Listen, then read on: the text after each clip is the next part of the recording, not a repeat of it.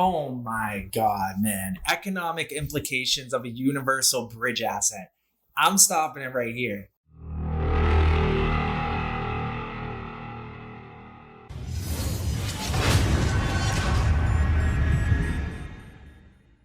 XRP, XLM, the IMF, the Bank for International Settlements, central bank digital currencies, Ripple, Stellar. In this video, we're going to see how they're all connected.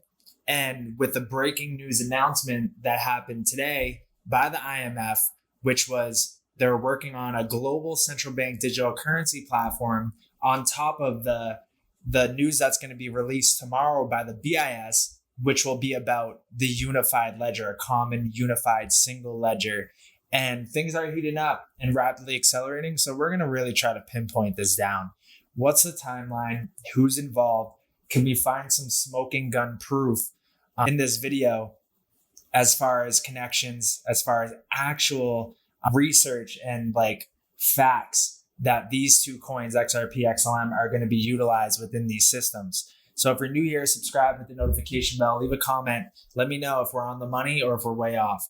So let's dive into it. And before I forget, link in the bio, come join the Discord, say what up, let me know how you like this video. So there's a lot of things. We're going to cover a whole lot of shit. We have IMF.org right on their website, cross-border payments, a new beginning, October 19, 2020. And let's take a quick listen to this. What next? Well, the G20 has created a special group to look into cross-border payment reforms. This time, the Saudi G20 presidency wanted to do more. We wanted the major economies to agree upon a roadmap that focuses on the issue that is most hindering the safety and efficiency of the payment systems, namely the cross-border elements of the international transfers. This roadmap features an impressive set of building blocks with implementable steps. During our October meeting of all the G20 members successfully endorsed the G20 roadmap to enhance what we call the cross-border payments. The various building blocks lay out different tasks, in particular for a range of international institutions and bodies that will be invited to report periodically to the G20 on their progress with respect to implementing that roadmap. They include, of course, the FSP, the standard setting bodies, the Committee on Payments and Market Infrastructure, the IMF, the World Bank, and the FATF. The periodic reporting across the future of the G20 presidencies, including the next Italy, will ensure that this work continues. The G20's political endorsement will secure the momentum to drive the work forward. And let me use this occasion to thank all the national and international bodies who worked tirelessly and cooperatively in the G20 in this roadmap. And also I thank Italy for taking this further in the next year presidency. Thank you. Well, thank you. Thank you very much, Ahmed. Are you encouraged by the discussion we just had? Do you see that there is a momentum going forward that you helped accelerate? Yes? Absolutely. And I see Jay and Shamsia and Agustin nodding. Fantastic conversation. I want to thank you for sparing some of your time. We are in front of an open window of opportunity with the chance to have a long-lasting positive impact by improving cross-border payments, by enhancing financial inclusion. We at the IMF will do our part. We recognize our responsibility as an institution with now 190 members during these annual meetings. We accepted Andorra, our newest member, and we will partner with BIS, with FSB, and of course with all our members so we can make progress mindful of the complexities. Just to mention one, cybersecurity that Jay flagged in his intervention. Cooperating, we will make progress, we will get there. So thank you, bravo, very, very interesting discussion. First of the additional work that would be done today. Stay tuned, the conference continues. There are 3 more panels on the future of cross-border payments. They would be streamed on the conference website. So join me in thanking the panelists. It is hard today to do so because we are in this big virtual room. So on behalf of all of those who have tuned in, thank you. Thank you. So I've been saying for a bit now, we need to keep our attention and our mind towards these international institutions, these international conferences, these international standard-setting bodies. And because crypto is an international thing, it's a world thing. No one country is going to decide the rules for the rest of the world. They're all going to come together and establish these rules. And one of them was the G20, the FSB publishes G20 roadmap for enhancing cross-border payments. I think this is our golden ticket as far as understanding when the timeline could take place, understanding when key dates and years are going to happen where these things are going to come into implementation. So we're going to review some of these things, and we're going to review some other smoking gun fruit as far as some of these cryptos, some of these companies, Ripple, Stellar, Circle, working alongside the IMF, Bank for International Settlements, both 2 international institutions here. And we're going to dive straight into it. So if you like what you're seeing so far, hit the like button because we're going to continue right now.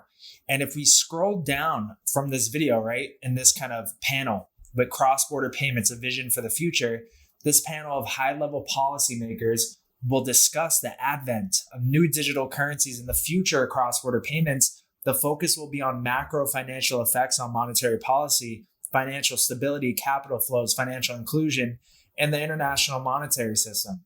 To what extent and how should policymakers collaborate to maximize social benefits and limit costs and risk? So the moderator was Kristalina Georgieva, Managing Director of the IMF. But the panelists, we had the governor of the Saudi Arabian Monetary Authority. That's who was talking. Then we had Augustine Carson's General Manager of the Bank for International Settlements, Jerome Powell, Chair of the Federal Reserve, and then the Governor of Central Bank, Malaysia. But as we go down here, who's on panel 2? Cross-border payments, the private sector steps up. Current shortcomings of cross-border payments and new technological developments are an invitation to the private sector to offer innovative solutions. Which are some of the emerging solutions and how might we benefit from them? The panel will also uncover what private entrepreneurs expect from policymakers and regulators. Can innovation be encouraged while preserving a level playing field and ensuring interoperability of solutions? Danielle Dixon, CEO of Stellar. Jonathan Darmla-Palin, CEO of eCurrency. Then MasterCard VP, and then CEO of CeeLo. CeeLo's in the game. CeeLo is definitely in the game. But going to eCurrency, right? So we got to pull up a video I did back 8 months ago. Crazy 8 months ago. But it was called the Ripple XRP, the Phoenix World Currency. The signs are there. And I will definitely put this link in the bio of this video. So if you haven't seen this yet, I highly suggest it because there's a ton of signs and kind of connections made in this video. I'm not sure other people have made. But yeah, definitely go through this. But as we go to it here, we got this, and it's from eCurrency. It's a PowerPoint. Yep, right here. So top left, eCurrency, digital fiat currency, the true alternative physical currency, right? Let's keep going. We had the single largest opportunity for central banks in fintech is a digitized cash, $75 trillion worth of cash transactions globally. And if we keep going, we see that at the bottom here, it says strictly confidential, do not distribute.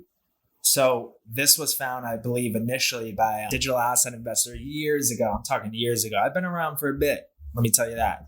But let's keep going with this because it starts to spell out a couple of things.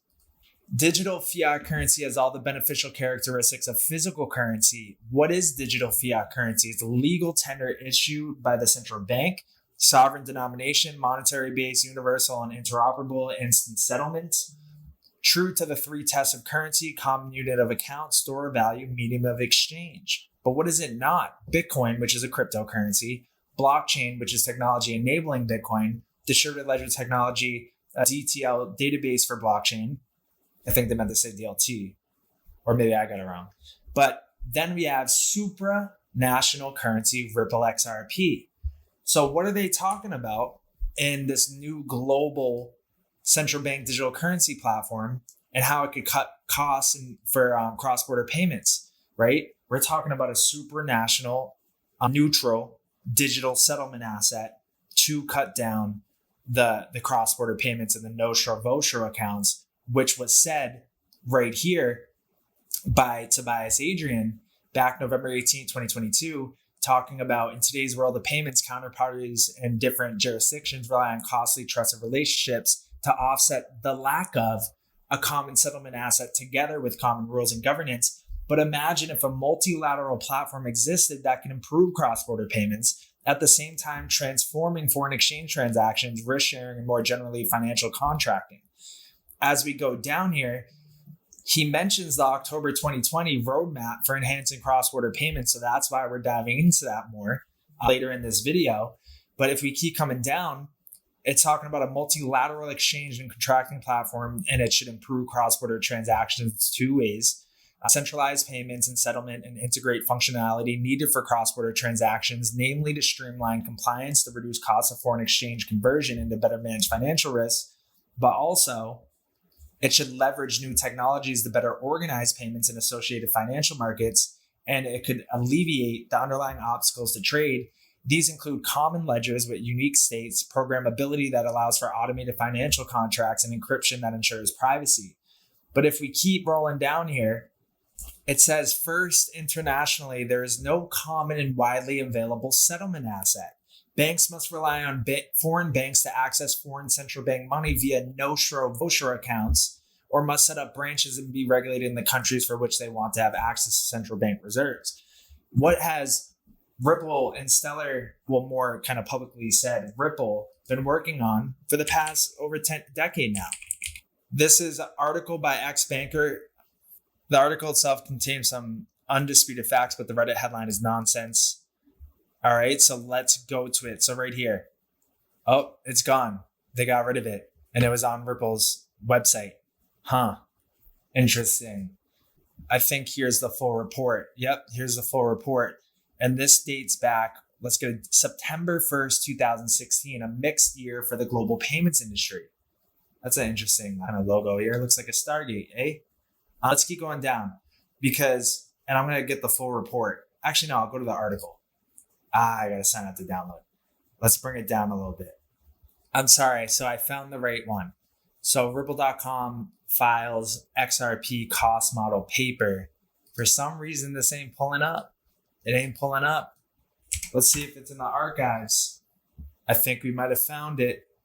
Either my computer's just slow right now or it's hidden, but it's the cost cutting case for banks, Ripple. It's a PDF. Unfortunately, maybe I can get it right here. I think I might have got it. Yep. February 2016, the return on investment of using Ripple and XRP for global interbank settlements. I think we might have found a smoking gun. I think we might have did it. So in building network effects on Ripple, we shared our company's vision for a future state in which money moves as easily, securely, and globally as information moves on the web today. We call this future state the Internet of Value, and we believe Ripple plays a critical role in the development of the Internet of Value by initiating network effects. Today, Ripple offers modern infrastructure for cost-efficient cross-border payments connecting liquidity suppliers and liquidity takers, allowing them to pursue new revenue opportunities. As a digital asset, XRP is useful trading instrument to reduce spreads and expedite market thickness. In this paper, we will dive deeper into this concept. We will compare how cross-border payment processing works in legacy systems versus on Ripple, and on Ripple using XRP as a bridge asset. We will detail an industry-first return on investment analysis of distributed financial technology and digital assets for global interbank transactions. So let's keep going down. Talking about the global payment infrastructure today. This was back 2016, but it still holds true today. And today's global payments infrastructure moves money from one payment system to another through a series of internal book transfers across financial institutions. Because these book transfers occurs across different systems with a low level of coordination, fund settlement is slow, 3 to 5 days, trapping liquidity. It's error prone, and it's also costly. To service international payments, a smaller mid-sized bank has to pre-fund an account or establish a line of credit with a correspondent bank. The correspondent, either itself or through its partnerships, provides the liquidity for these international payments in local currency account overseas. The arrangement eliminates the need for smaller respondent banks to maintain individual no-show accounts in many currencies, but often requires many correspondent relationships. A no-show account is a bank account held in a foreign country by a domestic bank, denominated in the foreign country's currency and used to facilitate cross-currency settlement. Correspondent banking arose as a stopgap solution to the lack of a global cross-border payments network in the early mid-20th century. As demand for cross-border payments climbs, the system is proving cost prohibitive and inefficient, especially for low-value payments. The system has four inherent issues. It has four inherent issues. And this is 16 pages. 16 pages, and this is a smoking gun. I don't think I've seen anybody share this. But digital assets as a solution. And if you're liking what you're seeing so far, share this with somebody who needs to see it, right? Digital assets are cryptographically secure tokens that hold value and can be transferred between two parties without the need for a central counterparty. As a counterparty-less asset, they can facilitate easier and more scalable provision of foreign exchange liquidity without the expensive operational costs such as opening and maintaining many bank accounts. Historically, correspondent banks have provisioned liquidity for global payments by holding various currencies in local bank accounts around the world. As the exclusive liquidity provider for global payments, they mark up spreads and charge processing fees to respondent banks. The practice of holding various currencies across many accounts is costly because banks have to maintain minimums in each account and outlay more capital than they expect due to imperfect forecasting. Funds fulfilling the account minimum requirements and acting as a reserve represent an opportunity cost to the banks as idle tied up capital known as liquidity or funding costs. Let's keep going. For the first time ever, this is a thousands a year problem. We're talking about the Holy Grail. Don't even have me pull up the document. I pull it up too many times. But if you haven't seen that video, I'll link that in the bio as well too. But for the first time, digital assets can enable real-time value exchange anywhere in the world, providing liquidity on demand and significantly reducing costs associated with treasury and payment operations, liquidity, and Basel III compliance. XRP, the native digital asset of the Ripple consensus network, offers these capabilities and can support liquidity between any two currencies. XRP enables the transfer of value anywhere in the world in an entirely frictionless manner with fewer barriers to entry than the correspondent banking system. Right there, full stop, enough said. Right here. By consolidating liquidity to service international payments from many disjointed international no-show accounts to one XRP pool, I think we found a smoking gun. Respondent banks allocate less total liquidity to serve the same volume of global payments, and here's how. The bank only has to hold its domestic currency and maintain one account with XRP. The bank only needs enough XRP on hand to service its largest expected payment obligation. By making markets directly between its domestic currency and XRP, the bank minimizes the number of intermediaries involved and their markup on spreads. Highly liquid currencies like USD and Euro have served as an intermediary currency to bridge trades. However, only a small number of correspondent banks have the economies of scale to pool liquidity and offer markets in various currencies, limiting competition for rates. To access that liquidity, respondent banks must pay fees, maintain operational accounts, and assume the opportunity costs of capital tied up in these accounts. XRP, in contrast, has no counterparty costs. Oh my God, man. Economic implications of a universal bridge asset. I'm stopping it right here. I am stopping it right here. And I'm going to move on to the next thing because I might have to do a full video just on this alone. I don't want to get off track here. I'm about to go all in after this video. I'm telling you. We're going to put this to the side. I'm going to do a follow-up video on this specifically. So if you're new here, subscribe, hit the notification bell. I might go for a 2 for today. I'm jacked up. And if you've been around, thank you for your support. I really appreciate it. Share this with somebody, anybody, right? I'm going to get back to this. So let's go to the next thing. So we are talking about the e-currency. Damn, I didn't even get too far yet. So e-currency, that's what happens. You get down a rabbit hole, then you end up in another rabbit hole, and then all of a sudden you're in like you're in a groundhog hole. You know, it's just crazy the amount of layers this goes. But CeeLo, we were talking about e-currency. We went to the Ripple XRP, the Phoenix World Currency video that I did about 8 months ago. And then, so supranational currency, right? Then we went to talking about, this is where we're at. Then we were talking about this first internationally, there's no common and widely available settlement asset. Banks must rely on foreign banks to access foreign central bank money via Nostra accounts. And they're basically saying that this is the old way of doing it. It's expensive. They're proposing a new way of doing it, right? And we just saw a PDF document from 2016, giving the solution. Now let's move on because we had e-currency there. I showed you the document, supranational currency, XRP. To me, that stands for a common international settlement asset. Then if we keep going down here, we got cross-border payments, the public sector's role, Committee on Payments and Market Infrastructures, Bank for International Settlements. Let's see if we go down here. But Stellar was here. Danielle Dixon, she was talking about the private sector and how they're stepping up to the plate. So now let's go to this. This is the G20 roadmap for enhancing cross-border payments. This was February 24th, 2023, and they published a report on it. And the latest report details the specific actions that will be taken under the 3 priority themes to move the roadmap forward and achieve the targets by the 2027 target date. The 3 interconnected themes are payment system interoperability and extension. This theme will include the CPMI convening a forum to exchange information and experiences among interested central banks on developing or upgrading their payment systems. There will also be a G20 workshop on interlinking the faster payment service. We've been saying this. First, they all need to update their payment systems to be instant payment systems, launch their wholesale CBDCs at the very least, with interoperability in mind for the interlinkaging of that. Holy grail of cross-border payments. It was spelled out in that by the ECB back August 2022. And I have that other video. I'll pull that up. I'll show you that. That was this video right here. The Holy Grail, the elites call it, confirmation that XRP is an opportunity of 1,000 lifetimes. And it really is now more than ever. So I will link this in this video in the bio so you guys can get some follow-up information.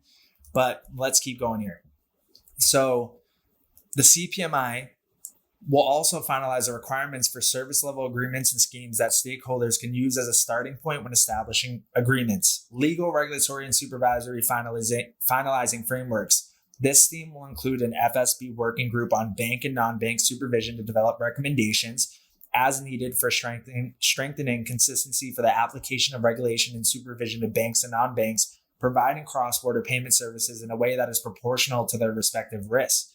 The theme will also cover updating anti-money laundering rules and will include enhancing the Financial Action Task Force rules on wire transfers, cross-border data exchange and messaging standards. So that's another part to the Holy Grail and the interoperability factor and the interlinking of all of these instant payment systems with wholesale CBDC with interoperability in mind. You need a universal messaging standard. ISO 222 is that. So this theme will include the FSB developing recommendations for public consultation for promoting alignment and interoperability across data frameworks applicable to cross-border payments. It will also cover finalizing the ISO 222 harmonization requirements and promoting their real-world implementation improving application programming interface, APIs, harmonization for cross-border payments use. So we're going to dive into that roadmap or this report and kind of what they laid out for a timeline. And we might have to actually do a follow-up video. We're going to do a follow-up video and go deeper into it because I don't want to have this be too long here. I want to make sure we get straight to the point. But as you can see, we're in all the right places. We're in all the right places right now. So then we have that new global CBDC platform could cut payment costs. IMF says this is September 1st, 2022, updated May 11th.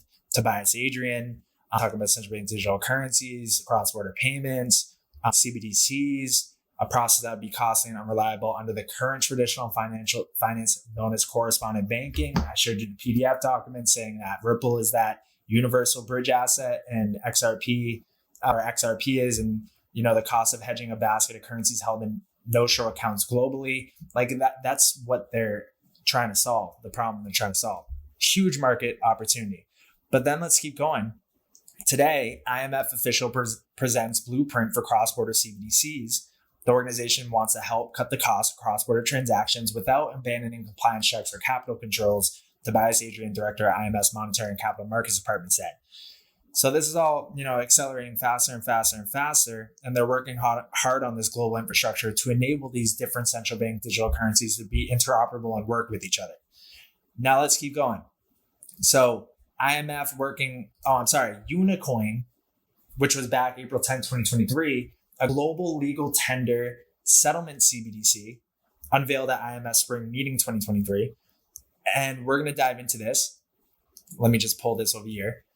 So during last week's International Monetary Fund Spring Meetings 2023, the Digital Currency Monetary Authority, which we'll need a deep dive on, announced the launch of an international central bank digital currency known as the Universal Monetary Unit, which is symbolized by the ANSI character of a U with the two dots on the top. According to a press release announcing the new currency, I'm just going to call it UMU, also known as Unicoin, is a legal money commodity that can transact in any legal tender settlement currency and functions like a CBDC to enforce banking regulations and protect the financial integrity of the international banking system. UMUD adopts a central bank monetary policy framework to ensure it has continuous purchasing demand, minimal price volatility, and annual asset pricing targets. Banks will be able to utilize the new currency by attaching SWIFT codes and bank accounts to UMU digital currency wallet. This enables them to conduct SWIFT-like cross-border payments entirely over digital currency rails, accessing the best priced wholesale foreign exchange rates and achieving instantaneous real-time settlement while bypassing the correspondent banking system. And none other than Tobias Adrian said cross-border payments can be slow, expensive, and risky. In today's world, the payments counterparties in different jurisdictions rely on costly, trusted relationships to offset the lack of common settlement asset together with common rules and governance. But imagine if a multilateral platform existed that can improve cross-border payments at the same time transforming foreign exchange transactions, risk sharing, more generally financial contracting. So if we keep going down, UMU is not attempting to disrupt the international monetary system. In fact, it strengthens it by helping the IMF achieve its stated mandate to provide economic and financial stability to its member states. Kind of sounds familiar. We're not Ripple CEO. We're not going against it. We're not trying to take down the system. We're trying to work with it to make it better. UMU is a game changer in how cross-border payments are transacted and mitigates against seasonal and systemic local currency depreciation. In the proposed UMU model law legislation, Unicoin would be enacted as a complementary money commodity and function as a store of value, helping to mitigate against potential seasonal and systemic local currency depreciation and function as a payment currency at the time of settlement. Reminds me of Jim Rickards saying that the dollar getting replaced as a world reserve currency will take longer, but being replaced as a payment currency, it's happening as we speak. We're seeing a lot of countries, the dollar not using the dollar anymore, BRICS not using the dollar anymore for trade, but instead transacting in their local currencies, right?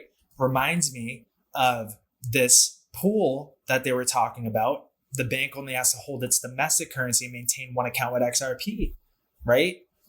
A lot of connections coming together in this. So if you're enjoying this, hit the subscribe button, notification bell, share it with some people. Share it out. Everybody's got to know. But as we keep going, we have merchants and trading partners will be able to accept UMU as a form of payment for their goods and services priced in any national legal tender. UMU has premium exchange rates built into its wallet and can convert any settlement currency amount to the equivalent UMU amount.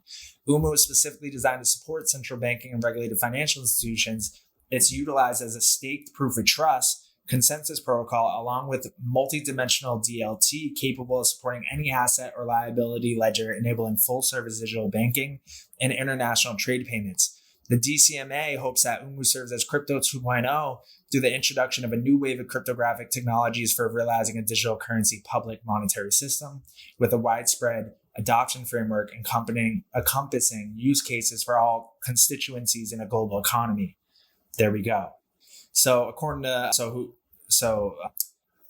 while the IMF has not made any official endorsements of UMU, the organization has yet to state any objections to UMU's FX premier rates and its monetary sovereignty approach. So we're going to dive just specifically on UMU in a separate video.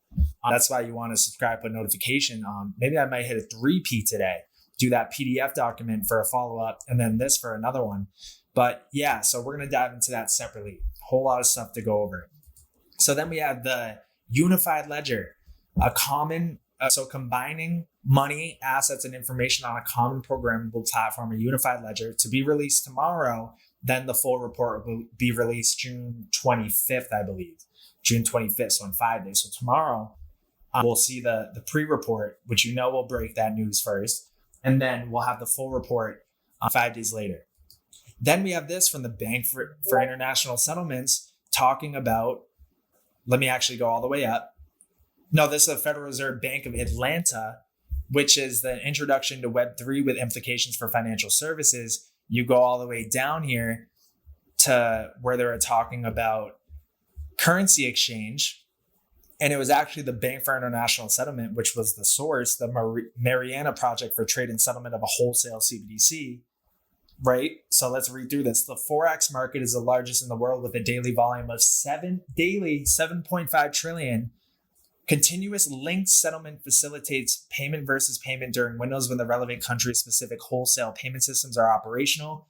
Through its innovation hubs, the BIS is investigating the use of automated markets for tokens. Project Mariana uses a fork of the curve tool and is designed as a proof of concept. It is a joint project between Bank of France, Swiss National Bank, and the Monetary Authority of Singapore. In this project, financial institutions are both liquidity providers and traders. They swap tokenized central bank claims, wholesale CBDC, and are connected to the respective countries' wholesale payment systems. The benefit of such a system would be to integrate trade and settlement in one transaction. So here's the proposed system below. You have the bridges. You have the wholesale CBDC. You have the automated market makers, centralized trading and settlement of wholesale CBDCs like a pool. So Ripple and Stellar are two blockchain-based companies that are trying to make value transfer cheaper. Ripple provides various services via the use of its native token, the XRP, which is roughly envisioned as an international payment medium or wholesale settlement coin. Finality, formerly Settlement Coin, is also seeking regulatory approval to approve such services. I don't know if they're still operational or not, or still trying for it, but there we go. There we go, right? Another connection. Now let's keep going forward. And we covered this. So then we had this from the IMF, March 15, 2017. IMF Managing Director welcomes establishment of high-level advisory group on fintech, right? So this was 2017. Who was on the high-level advisory group? Jeremy Allaire, Chief Executive Officer at Circle. Then you have somebody from the DTCC, which we need to do a follow-up on. I've lost track of them. Chris Larson, Executive Chairman of Ripple. Adam Ludwin, Chief Executive Officer, I think I meant to say officer of Chain. That's why we're all over Chain. But something happened with that. I don't know. I'm not even going to speak on it. Then we have Blad Masters of Digital Asset Consortium to watch. We got the connections there on the IMF. High-level advisory group on fintech, March 15, 2017. It's no surprise that XRP probably popped off at this time, 80x in 80 days, right? So then let's keep going forward. We have this, Ripple, November 13, 2018. And this was literally, I look up IMF and Ripple on Google right here. Presentation by Sagar Sabrahai, Ripple International Monetary Fund works to achieve sustainable growth and prosperity for all. So it's on the IMF's website, right? February 9, 2022. Let's keep going on that. So right here, transforming global payments, enabling the internet of value.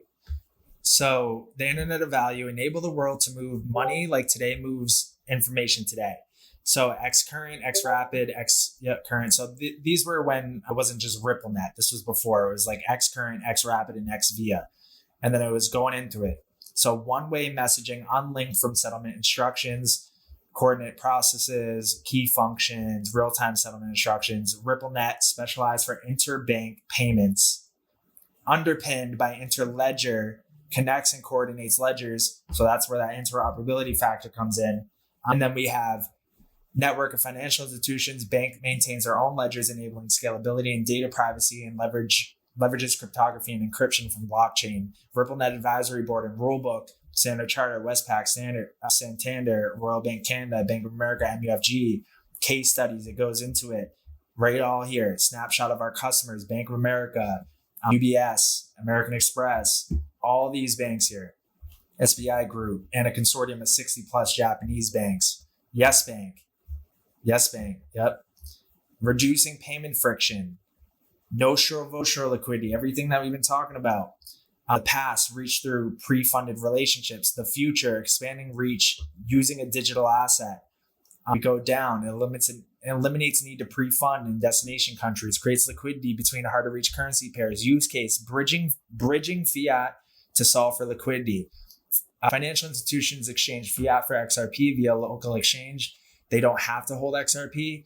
XRP is transferred between digital asset exchanges. XRP exchange for local fiat. So that's the workflow. Ripple infrastructure innovation right here. Policy and engagement, platform for innovation, global payments, peer-to-peer cross-border payments, atomic transaction across multiple interledger protocol ledgers guarantee certainty of settlement, multi-hop to leverage intermediaries for liquidity. It's right here, right on the IMS website. Atomic settlements via central banks. This is like 5 years ago, right? So we're getting to the ending point, but it's right here in front of our faces. You just got to search for it. So that's another connection, right? And then we go down. So then you add this in 2017, IMF head foresees the end of banking and the triumph of cryptocurrency. This is Christine Lagarde when she was heading the IMF. Remarkably frank talk at the Bank of England conference, the managing director of the IMF has speculated that Bitcoin and cryptocurrency have as much of a future as the internet itself, internet of value, probably even more. It could displace central banks, conventional banking, and the challenge of the monopoly of national monies. If we go down, in the long run, the technology itself can replace national monies, conventional financial intermediation, and even puts a question mark on the fractional banking model we know today. And then let us start with virtual. So she goes into it all, but they were talking about it and been talking about it for a long time. So let's go to the next thing. Ripple's connections with the IMF and central banks. What is the connection between the IMF, central banks, and Ripple? From analyzing different speeches by Christine Lagarde, the head of the IMF, along with witnessing Ripple holding meetings and appearing on meetings for central banks, I have a strong suspicion that there are deep involvements between the three entities. If we go down, Bretton Woods at 75, rethinking international cooperation. The focus was on how the US dollar as a world reserve currency is something that is less than optimal for the global financial system. And then talks about an alternative set of proposals for international monetary institution was proposed by John Maynard Keynes, and it was the Bancorp. We cover this literally in all of Agartha, our course programs on our website. So stargate-ventures.com. Literally, we laid out our courses so well to spell the future of what's about to come here. And I'm so glad we did it. Even if nobody even went into the courses, which isn't true. We have over, I think, 250 people on our Opportunity of Crypto Accelerator program. Yeah, 257. This is free on our website. So go to stargate-ventures.com, go to Education and Software, and join this Opportunity of Crypto Accelerator course, because we cover all of this in here. So you have the gold standard, Bancorp, IMF, SDR, Bretton Woods system, right? Like, this is going to set you up for the keys to know what we're heading into in this future here. But let's keep going on, because it talks about the Keynes plan would have involved the creation of an international monetary unit, kind of sounding like that Unicoin. The Bancorp, the plan was rejected and the IMF was set up instead on lines proposed by the US. but the Bancor was a supranational currency, just like I showed you in that Phoenix video. So let's keep going. So it was conceptualized in the years of 1940 to 1942, in which the United Kingdom proposed to introduce after World War II. The name was inspired by the French bank or bank gold. Bank gold. So this newly created supranational currency would then be used in international trade as a unit of account within a multilateral clearing system, the International Clearing Union, which would also have to be founded. So I'm sure we're going to have to see an international bank, another one, or maybe the IMF adopting this or using it, right? But a supranational currency was then part of the Keynes plan. Now here's something additional that also caught my attention. XRP was labeled a supranational currency in an official document discussing digital fiat currencies. This is displayed on the second page where XRP is described as such. And I believe this is another thing I didn't even know. I don't even know. It's not even here. Looks like it's not even here. This is a World Bank document. World Bank or the W3C, which is the Web3 Foundation. But let's try to see if we can find where it's saying this. Yeah, World Bank splattered all over this. I don't know, man. I think this might have gotten taken down. Document is not available for public viewing. Error message. Crazy. Well, we're definitely digging in the right places, let me tell you that. But then if we go down here, the Keynes Triffin plan, a radical solution is create a new international organization, an international central bank, to which would be handed over the foreign exchange reserves of all countries. This is the Keynes Triffin plan on international liquidity. The major obstacle to its implementation would be the reluctance of countries to give up their sovereignty over reserves, but it can be considered as a proposal to set the ball rolling for future negotiations. Here it is, international. The 1961, man. We're going to really do some deep dive in this summer. It's about to be hot. It's about to get sweaty up this summer with all this deep dive and research in the trenches because, boy, did we just uncover some great stuff here. Man, I'm going to leave it off at this, guys. So if you're new here, subscribe, hit the notification bell. Whole lot of these videos coming up. Feel like the rust is off. I mean, we were going off before we did our May blackout, but I'm feeling the juices flowing today. Definitely a lot of things on the top of the membrane. It's going to be a late night tonight, doing some digging, doing some research. But my wheels are spinning right now as far as things we've uncovered today and as far as things that I'm realizing I should look into it a little bit deeper because I feel like we're this close to nailing it down. I mean, there's a lot of connections, a lot of clues, a lot of pieces that we're putting together here. And it's kind of like, yeah, like this. I mean, how could this not be it? But I'm trying to find a smoking gun. I feel like we're this close to it. I think this PowerPoint document, this PDF back from 2016 is one. We didn't even get through the whole thing. We had to stop it because it was so deep. So we will definitely dive into individually all these different things in separate videos. So subscribe, hit the notification bell. If you're a supporter, you've been watching for a while, let me know in the comments. Show that love. Keep the gas going. You guys drive me, man. I'm telling you. So that's it. That's it for this deep dive. Boy, I'm going to have to sit down for an hour or two after this one. So I'll see you guys in the Discord. Link is in the bio. Remember, I'm going to pull the links for all these videos, put them in the bio as well too, so you guys can get caught up to speed on some of the things that we had covered months ago. And yeah, I'll see you guys in the Discord. And don't forget to join that Opportunity of Crypto Accelerator course. I'll put that link in the bio as well too. Get caught up on this stuff because now going forward, when you watch these deep dives, you already have the backstory. And now we'll be showing you where we think the future lies. So that's it. I'll see you in the next video.